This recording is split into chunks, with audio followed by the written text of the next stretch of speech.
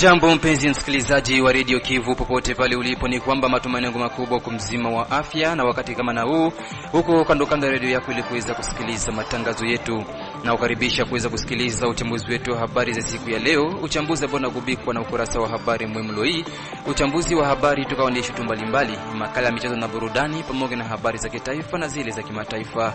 Msomaji wako wa siku ni Omari Makelele Ozile, Jean Makelele Ekalajade, na anashikilia vyema dawati na mitambo. Nasema tuambatane kwa pamoja mwanzo hadi tamati.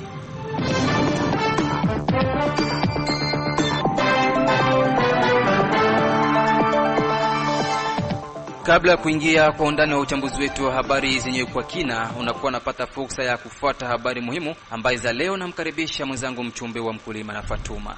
Shabash, asante mwenzangu Omari Makelele Ozil kwa habari muhimu siku ya leo. Acha tuanze na habari hizi za katika mji wa Baraka. Ni kwamba imezinduliwa rasmi siku ya tatu hii ya tarehe 11 Februari 2026 kampeni ya chanjo dhidi ya ugonjwa wa malaria ndani ya mtaa wa afya wa Fizi pa Baraka. Harakati hizo kumeshiriki viongozi mbalimbali wa mji wa Baraka.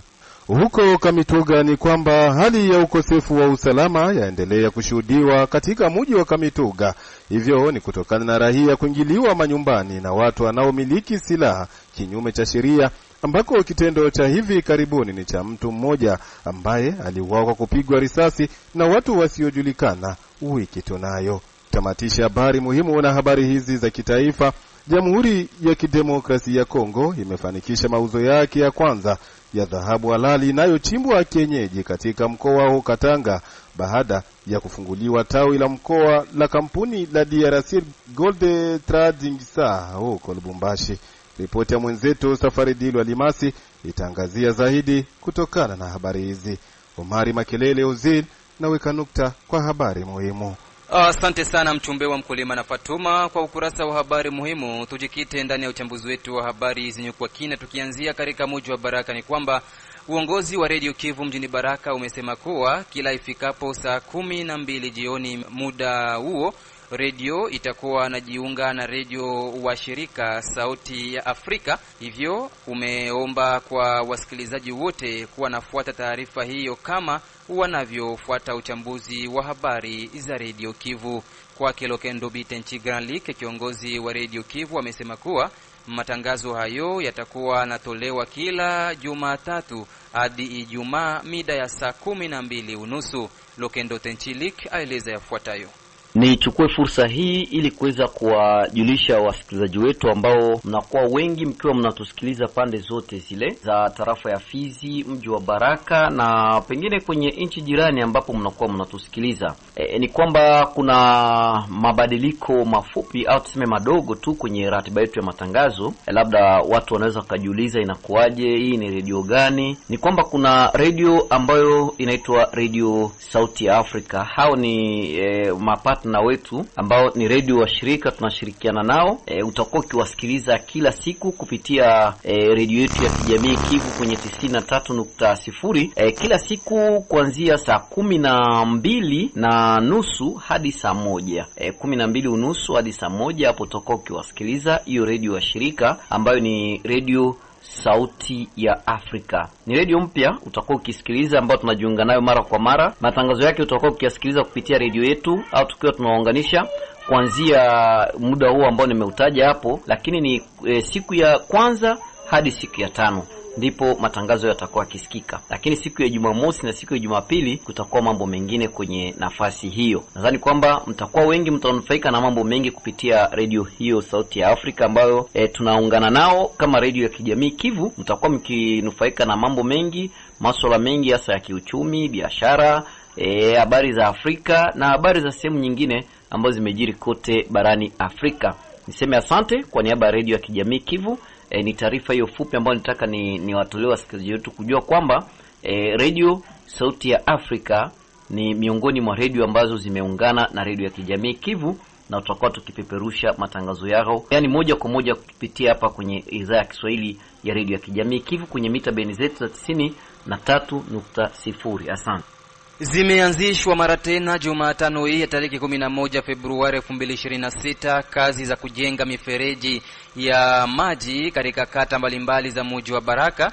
kazi ambazo kwa sasa zinatekelezwa na shirika la maendeleo la EMO kwa udhamini wa meya ya Baraka kupitia tozo ya maelewano ima taxe conventionnelle.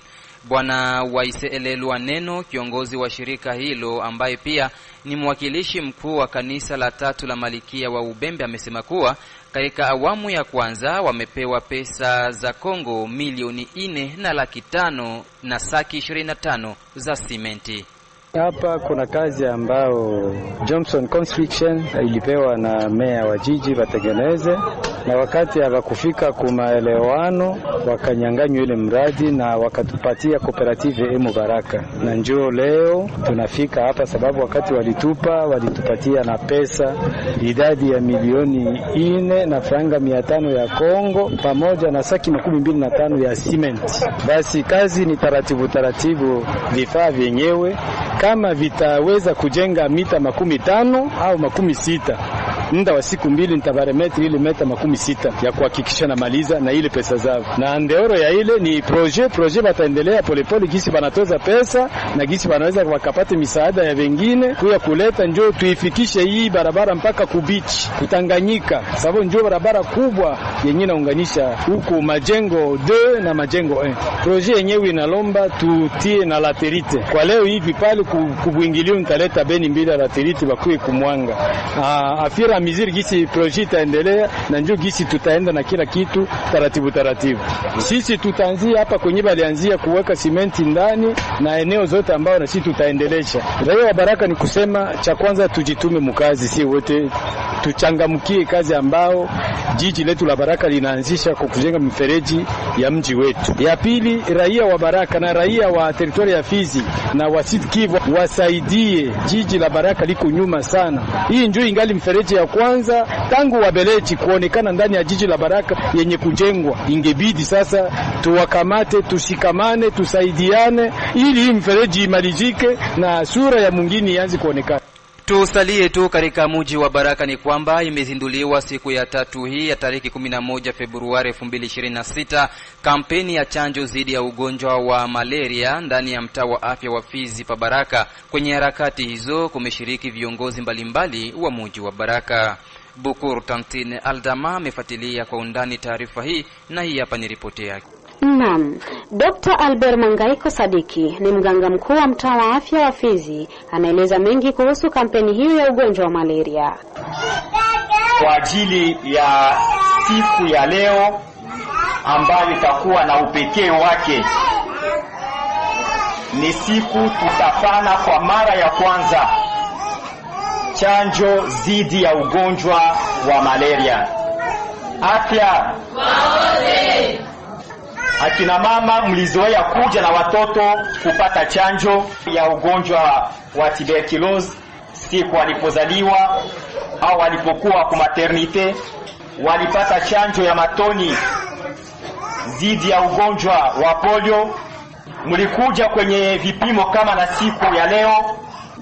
Kuna wale tuliwapatia chanjo dhidi ya ugonjwa wa kuharisha kwa watoto, tulipana chanjo dhidi ya ugonjwa wa tetanus na kadhalika. Nchi yetu au serikali yetu ya Kongo ikisaidiwa na wafadhili wake iliona kama ugonjwa wa malaria ni mojawapo ya magonjwa ambayo yanaua watoto wetu, na tukaona ni vema chanjo dhidi ya ugonjwa wa malaria itafutike. Na ni hivi hiyo chanjo iko tayari hapa kwetu, na kuna wale watoto ambao tumekwisha watenga watapata hiyo chanjo. Walengwa wetu tunaanza na watoto wote wenye kuwa na miezi 6 hadi miezi 11. Hiyo chanjo watoto wetu wataipata mara 4. Wale wenye kuwa na miezi 6 watapata chanjo ya kwanza leo. Baada ya mwezi mmoja mtakuja nao tena watapata dozi yao ya pili. Baada ya mwezi mmoja watakuja kupata tena dozi yao ya 3. Na dozi ya 4 utakuja na mtoto pale atakapoeneza miezi 15. Huyo mtoto tutakisha kama tumemkinga dhidi ya ugonjwa wa malaria. Upande mwingine amewataka wazazi kuendelea kuheshimu kanuni za kupambana na ugonjwa wa malaria. Dr. Albert Mangaiko amerejea mara tena. lakini chanjo ambayo tutapatia watoto wetu dhidi ya malaria inakuja kusaidia ile kazi ambayo tunazoea kuifanya mara kwa mara katika nyumba zetu. Hizo kazi ni kama vile kumlaza mtoto chini ya chandarua, tunasema moustiquaire imprégné d'insecticide. Kina mama kuwa hapa tunasema hivi, tunapana chanjo dhidi ya ugonjwa wa malaria, lakini tunawahimiza kuendelea kutia watoto wetu chini ya vyandarua. Tuwaepushe kuumwa na mbu, kulinda usafi ndani ya nyumba zetu na pembezoni mwa nyumba zetu. Tuondoe majani pembeni ya nyumba, tuondoe ile maji yenye kusimama pembeni ya nyumba, ili tusiachie mbu mahali pakuja kuzaa tena. Tutawahimiza tena wazazi wapenzi kukubali hizo zote kazi ambazo tulizifanya hapo mbele, tukichanga na chanjo dhidi ya ugonjwa wa malaria, itapatia nguvu watoto wetu na kuwapatia bahati ya kuweza kukomaa bila matatizo yoyote. Kwa hiyo tungelipenda kuwahimiza wazazi muzidi kuwa na hiyo tabia nzuri ya kuwaleta watoto wetu mara kwa mara kwenye kituo cha afya ili wawe wakipata chanjo zao. Na mtakaporudi manyumbani leo, mwambie kama tumeanza chanjo mpya, chanjo dhidi ya ugonjwa wa malaria kuanzia miezi 6 hadi miezi 11. Naye Auguste Balongelwa ambaye alikuwa mwakilishi wa meya wa mji wa Baraka kwa muda, amehimiza wazazi wa watoto kupeleka watoto wao ili kupata chanjo hiyo. Kiserikali tulifurahi sana kwa sababu ni turu ya kwanza. Depuis tulizaliwa mwe mwingine hatuyaonaka vaccine ya malaria. Leo tunaiona. Tukatuna furaha ya kipekee vraiment. Ambia wazazi kama biko na experience ya vaccine.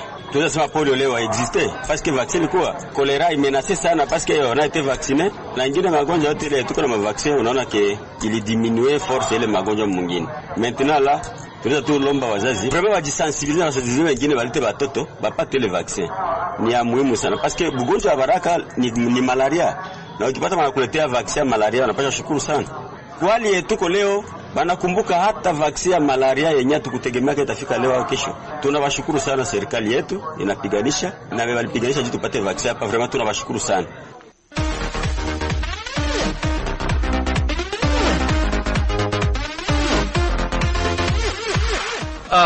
Kama gisi ulivyosikia upande wa pili, tayari sasa ni muda wa kuweza kusikiliza habari za michezo, ambako mshambuliaji machatari kutoka hapa katika mji wa Baraka na ambaye kwa sasa anakipiga katika klabu ya AS Dauphin Noir ya Goma, Mapendo Payet maarufu hivyo, aendelea kung'aa katika michuano ya ligi ya hapa Jamhuri ya Demokrasia ya Kongo, na vile vile katika bara la Ulaya takriban vilabu viwili vimefurusha makocha wake kutokana kuwa na matokeo yasiyoridhisha. Mengi zaidi na mpisha Isaac Mulucha Ashipe. Asante sana Omari Makelele Ozile kwenye ukurasa wa habari za michezo. Leo hii nianze kutiririka na habari za shirikisho la soka jimboni Kivu Kusini Lifiki, ambalo limeomba eneo la michezo pamoja na Tante de Football jimboni humo kuheshimu programu ya muhula huu wa soka wa 2025-2026. Hivyo kila eneo la michezo linaomba kutoa orodha ya klabu zitakazoiwakilisha kwenye michuano ya ligi ya jimbo. Mwisho wa kuwakilisha orodha hiyo ni tarehe 20 Machi 2026. Na kwenye michuano ya ligi kuu hapa nchini Linafoot, Jumatano hii FC Chikas ilikubali kichapo cha bao moja nunge kutoka kwa timu ya Chinkuku, na Dauphin Noir ililaza vile vile FC Manika bao 1-0. Bao hilo pekee la ushindi lilichapikwa naye mshambuliaji machachari sasa hivi nchini DRC ambaye ni kandida Mapendo Payet. Habari za soka barani Ulaya. Baada ya Karim Benzema kujiunga na Al Hilal Riyadh, alimtumia ujumbe wa utani Cristiano Ronaldo. Ujumbe huo ulisomeka hivi: nimepata pesa zaidi ya mwanzo na kizuri zaidi, nitaendelea kutoa ubingwa wa ligi. Benzema kamtania Cristiano Ronaldo kwa sababu hakutaka usajili wake kujiunga na Al Hilal Riyadh akitokea Al Ittihad Jeddah usimie. Uongozi wa Olympique de Marseille umetangaza rasmi kumfuta kazi kocha mkuu wao Roberto De Zerbi. Timu itakuwa chini ya kocha msaidizi mpaka pale watakapomtangaza kocha mkuu mpya. Sababu kuu ya De Zerbi kufutwa kazi ni timu kukosa muendelezo mzuri wa matokeo pamoja na kushindwa kuiwezesha timu hiyo kufuzu kucheza hata playoffs kwenye mashindano ya UEFA Champions League. Klabu ya Tottenham imetangaza kuachana na kocha Thomas Frank baada ya mfululizo wa matokeo mabaya, wakishika nafasi ya 16 kwenye msimamo wa ligi kuu nchini England. Thomas Frank alijiunga na Tottenham Juni 2025, anaiacha timu hiyo ikiwa haijashinda mchezo wowote wa ligi kuu katika mechi 4 mfululizo. Bodi ya timu ya Liverpool imemwambia Arne Slot asahau kabisa kuhusu mbio za kutaka ubingwa wa Premier League na badala yake ajikite katika kushinda FA Cup na Champions League tu. Iwapo Slot hatashinda mojawapo ya mashindano hayo na pia ashindwe kuipatia Liverpool nafasi ya kucheza UEFA Champions League msimu ujao, anaweza kufutwa kazi mwishoni mwa msimu. Na kwenye tetesi za soka Ulaya, Manchester United na Chelsea zinafikiria kumsajili beki wa Tromso mwenye umri wa miaka 19 raia wa Gambia Abubakar Sedikinte. Klabu ya Al Ittihad inataka kumsajili mshambuliaji wa Liverpool na Misri Mohamed Salah msimu huu wa kiangazi, na mchezaji huyo mwenye umri wa miaka 33 yuko tayari kujiunga nao. Kiungo wa Nottingham Forest Morgan Gibbs-White anaweza kuondoka klabuni hapo msimu wa kiangazi, huku Aston Villa ikimwona mchezaji huyo wa England mwenye umri wa miaka 26 kuwa chaguo linaofaa kabisa kwao. Beki wa England Harry Maguire mwenye umri wa miaka 32 anakaribia kusaini mkataba mpya na Manchester United. Mimi naweka nukta hapo kuna habari za michezo kwa siku ya leo. Mwenzangu Omari Makelele Ozile, chao chao. Asante sana Jizake Mluche Ashibe kwa ukurasa wako wa habari za michezo. Msikilizaji, endapo unakuja kujiunga nasi, unaendelea kusikiliza uchambuzi wa habari za Radio Kivu katika mji wa Baraka kupitia masafa ya FM kunako mita 93.0.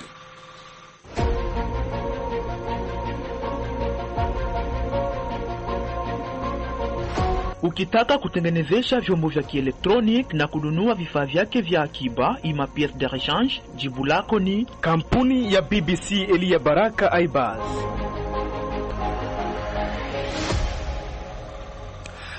Tujielekeze kule Kamituga tukiwa katika jimbo la Kivu Kusini. Ni kwamba hali ya ukosefu wa usalama yaendelea kushuhudiwa katika mji wa Kamituga. Hivyo ni kutokana na raia kuingiliwa manyumbani na watu wanaoshikilia silaha kinyume cha sheria, ambako kitendo cha hivi karibuni ni cha mtu mmoja ambaye aliuawa kupigwa risasi na watu wasiojulikana wiki tunayo. Katika mazungumzo nasi, mwenyekiti wa shirika la raia katika mji wa Kamituga ameomba kwa serikali na wazalendo kuchukua hatua mbadala ili kuimarisha usalama wa raia na mali yake. La security naweza kusema haiko 100% nzuri, lakini huko mahitilafu mbalimbali hiyo ambayo watu wenye kumiliki silaha wako wanaingilia watu, waliua mtu huko Ukangambo, walishaua wengine mtu, waliingilia mtu majuzi huko Lingi. Unakutana kama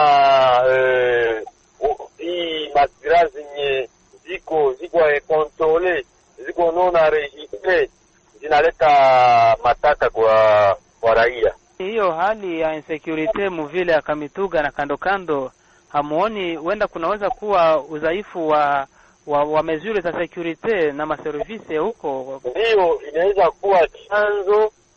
kuwa chanzo kwa sababu unakutana kama hizi siku tunaishi mwanarshi, kila mtu anafanya anapenda. Wengi kati ya FARDC wako wanafanya wanapenda, wengi kati ya wazalendo wako wanafanya wenye wanapenda. Donc population ndio iko victime musanse yote, population iko victime musanse yote. Watu wako wanafanya denunciation na shii pia tu tunafanya denunciation, lakini tu tunafanya denunciation na tunaona kama riske iko nyuma yetu. Mimi nilikuwa victime pale Mwenga, ninazungurukwa na nani na wazalendo 10 wananizunguruka pale Mwenga, ilikuwa kama 19h30 wananizunguruka pale, wananiambia bo tunaona uko na telefone, bo wewe uko na telefone tosha huko sisi tusa wananizunguruka, ilikuwa nitoshe pesa juu ya kufia usalama wangu pale, nilitosha kama 30,000 francs. Wanauza nani pombe kwa makutana kama raia anateswa tu. Tunaishi mwanarchimu wa total yenye inaweza kuwa solution ni conscience. Kila mtu arudie kurezo, FARDC arudie kurezo, muzalendo arudie kurezo, akumbuke nini ilimtuma akamate bunduki. Na upande wa habari za kitaifa ni kwamba Jamhuri ya Kidemokrasia ya Kongo imefanikisha mauzo yake ya kwanza ya dhahabu halali inayochimbwa kienyeji katika mkoa wa Katanga baada ya kufunguliwa tawi la mkoa la kampuni ya DRC Gold Trading SA huko Lubumbashi. Safari Limasidilwe na mengi zaidi ndani ya studio. Naam. Kulingana na kampuni hiyo, zaidi ya kilo 20 za dhahabu zilikusanywa na kusafirishwa rasmi ndani ya siku chache, jambo ambalo ni la kwanza kwa eneo ambalo kiasili limejulikana kwa shaba na kaboni. Kwa upande mwingine, serikali imeimarisha uwepo wake katika eneo lingine muhimu la dhahabu kwa kufungua ofisi ya DRC Gold Trading SA huko Durba katika mkoa wa Otuele kwa lengo la kuleta utawala karibu na wachimbaji wa dhahabu wa mikono na kuboresha ufuatiliaji wa uzalishaji. Mamlaka zinabainisha kuwa mpango huu ni sehemu ya jitihada za kuleta mfumo rasmi katika sekta ya dhahabu, zikiwa na lengo la kubadilisha biashara isiyo rasmi na kuanzisha njia rasmi pamoja na kuongeza uwazi na uhuru wa kiuchumi. Katika ngazi ya kitaifa, takwimu zilizotolewa zinaonyesha zaidi ya tani 10 za dhahabu zilizoexportiwa katika miaka mitatu na kuingiza zaidi ya dola bilioni 1.5 nchini, kwa kulinganisha na kilo 25 tu ndizo zilizokuwa zimehifadhiwa rasmi katika kipindi cha miaka 30 kulingana na vyanzo hivyo.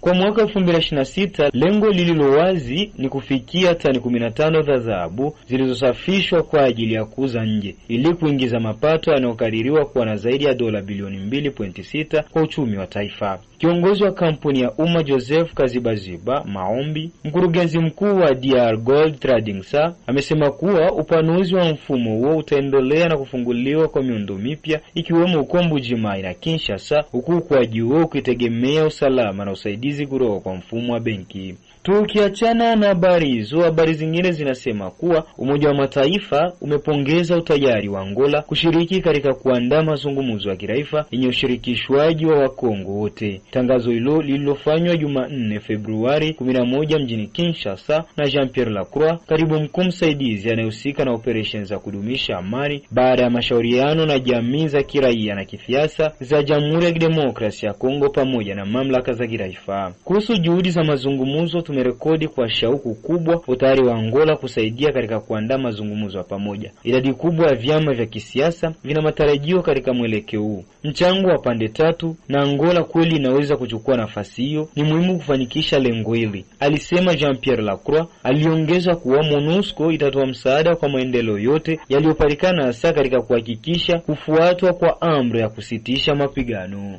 Msikilizaji, ni hayo ambayo tulikuwa nayo kwenye habari za kitaifa. Asante sana Safari Limasidilwe kwa habari hizo za kitaifa. Tumalizie na ukurasa wa habari za kimataifa. Kule katika nchi jirani ya Burundi, maamuzi yanayochukuliwa na viongozi, umaskini, mishahara midogo ni baadhi ya vikwazo ambavyo waandishi habari mjini Burundi wanapitia katika taaluma yao, na hiyo husababisha wananchi kupata habari zisizofanyiwa uchunguzi wa kina. Bukur Elas Daniel ni mwanaripota wa Radio Kivu Burundi, ametuandalia ripoti ifuatayo.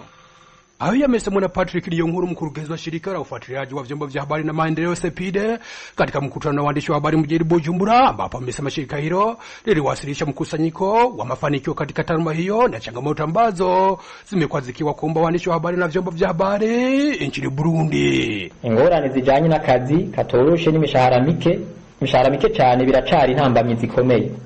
Changamoto za kikazi, mishahara duni ni miongoni mwa changamoto zinazopelekea waandishi wa habari kushindwa kuwafikishia wananchi habari kwa wakati mwafaka. Yaliyojitokeza zaidi ni pamoja na mwanahabari Willy Kwizera wa Bonesha FM ambaye alifanyiwa vitendo visivyokubalika na wanafunzi wa chuo kikuu cha Burundi kwa kumfunga kwa masaa kadhaa, lakini hadi kufikia sasa mamlaka husika bado haijazungumza kitu chochote kuhusiana na tukio hilo. Kufikia sasa hakuna tangazo au jawabu ambalo limeshatolewa kuhusiana na mwandishi Willy Kwizera. Hivi karibuni rais wa nchi alitoa ujumbe kwa kuwakemea baadhi ya viongozi ambao wamekuwa wakishindwa kutoa ushirikiano kwa waandishi wa habari.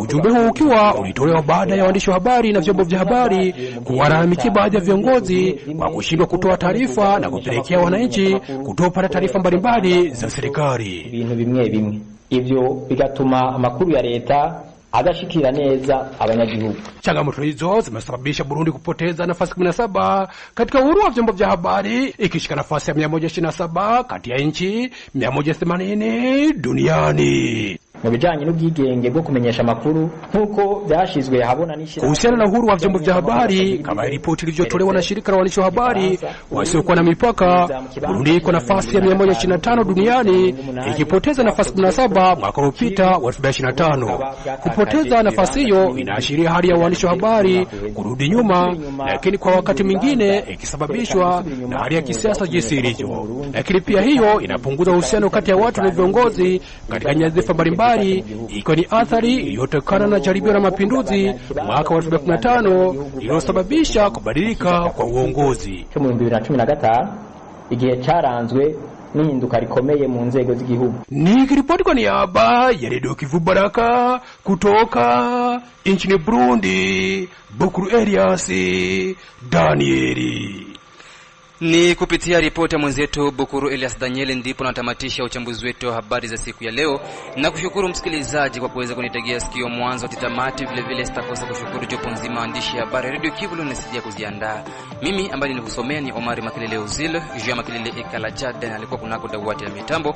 Nasema asante na kwaheri.